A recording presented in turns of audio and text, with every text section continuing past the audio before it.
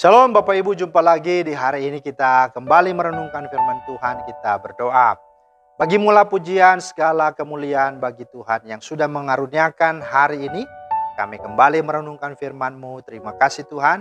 Buka hati pikiran kami, dalam nama Tuhan Yesus kami berdoa. Amin. Bapak Ibu, firman Tuhan kita terambil dari Mazmur 112 ayat 4. Di dalam gelap terbit terang bagi orang benar, pengasih dan penyayang orang yang adil.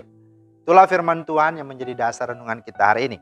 Bapak Ibu, tema kita adalah habis gelap terbitlah terang. Nah, ini apa ya? Kata-kata dituliskan oleh Raden Ajeng Kartini begitu ya. Tapi sesungguhnya inilah ya ayat yang diambil ya. Nah, Saudara, setiap masalah atau persoalan ya menempatkan kita pada tantangan dan ujian serta pilihan akan dua hal. Yang pertama, apakah kita masih tetap dan semakin percaya pada Tuhan? Ya, dengan masalah itu kita semakin percaya, atau malah dengan adanya masalah membuat kita semakin kecewa dan akhirnya meninggalkan Tuhan dan tidak lagi percaya Tuhan. Itulah satu tantangannya. Nah, Saudara, selama kita hidup dan bernafas, ya masalah tidak akan pernah hilang dari kehidupan kita. Masalah akan berakhir seiring hidup kita juga berakhir. Alias innalillahi wa inna rojiun. Amin. Ya.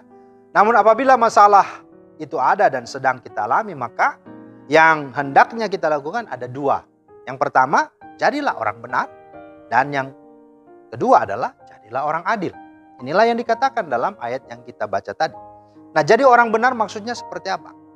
Maksudnya adalah ya bukan berarti orang itu tidak pernah buat salah atau bukan berarti orang itu sempurna. Tidak. Jadi orang benar adalah jadilah orang yang tahu dan sadar dirinya salah.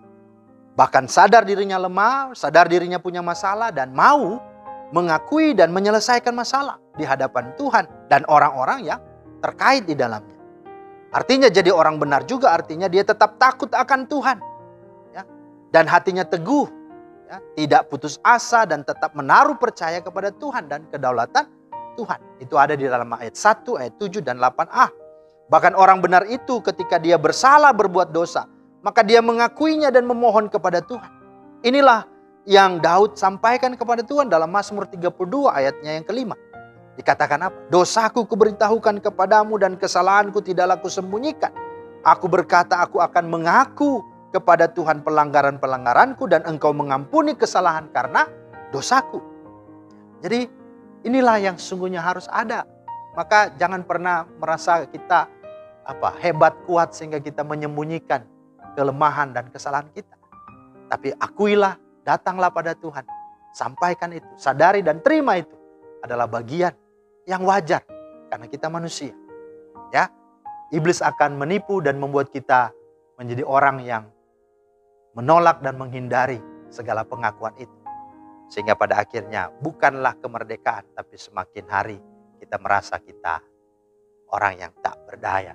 Maka ini yang menjadi penting. Dan Yesus pun meneladani itu. Dia juga pernah mengalami ini. Ketika dia berhadapan pada waktu-waktu terakhir, dia berkata apa? Ya, ketika dia mau menerima salib itu. Dia berdoa di Getsemani dan dikata-kata apa? Hatiku sangat sedih dan hampir mau mati rasanya. Itu bagian dari dia mencurahkan isi hatinya kepada murid-muridnya, kepada Petrus, Yohanes, dan Yakobus. Dia sampaikan itu. Karena dia memanggil mereka untuk mendengar akan keluhan. Jangan pernah malu menceritakan kelemahan, bahkan masalah kita. Asal kepada orang yang tepat. Yang kedua, jadilah orang yang adil. Maksudnya adalah masalah jangan menjadi alasan untuk kita tidak berbuat adil atau tidak berbuat baik kepada orang lain. Kadang ketika kita ada masalah, kita selalu berkata, ya boro-boro menyelesaikan masalah saya sudah berat. Kan? Kadang-kadang kita menjadi orang yang egosentris. Tetapi orang-orang yang takut Tuhan justru apa? Walaupun ada masalah, walaupun engkau sulit. Tapi di sini dikatakan jangan engkau tidak berbuat baik. Lakukanlah firman Tuhan. Ketika engkau punya masalah, berbuatlah baik kepada mereka yang lemah, kepada mereka yang susah, kepada mereka yang berbelas kasihan. Karena mungkin masalah mereka lebih berat daripadamu. Ya. Karena itu, mari kita lakukan itu. Mazmur 112 ayat 5 dan 9 dikatakan apa? Ya, mari kita berbelas kasihan dan melakukan ya membantu mereka. Maka apa yang terjadi? Inilah tema kita. Habis gelap, maka terbitlah terang. Ayat 2 dikatakan, ia dan keluarganya, anak cucunya akan perkasa di bumi. Keluarganya akan diberkati. Ayat 3 dikatakan di sana bahwa harta dan kekayaan ada dalam rumahnya. Kebajikannya tetap untuk selamanya. Pengasih dan penyayang orang yang benar dan adil. Bahkan Mazmur 41 ayat 2 dan 4 berkata, Tuhan meluputkan dia pada waktu celaka. Tuhan akan melindungi dia dan memelihara nyawanya. Tuhan membantu dia di ranjangnya waktu sakit. Di tempat tidurnya Tuhan pulihkan dia sama sekali dari sakitnya. Itulah sesungguhnya. Habis gelap terbitlah terang. Artinya apa? Bahwa di sana dikatakan masalah boleh saja ada. Tetapi sikap dan cara kita tetaplah harus benar dan adil. Jangan ambil jalan pintas. Setialah dan bertekunlah dalam kebenaran, dalam keadilan. Maka Mazmur 37 ayat 6 berkata di sana, ia akan memunculkan kebenaranmu seperti terang dan hakmu seperti siang. Habis gelap, terbitlah terang. Ada pujian berkata, seperti pelangi sehabis hujan, itulah janji setiamu Tuhan. Di balik duka, surya menanti harta yang tak ternilai dan abadi.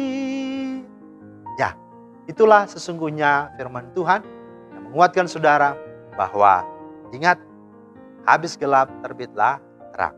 Jadilah orang benar, jadilah orang adil. Amin. Terima kasih Tuhan untuk firman-Mu.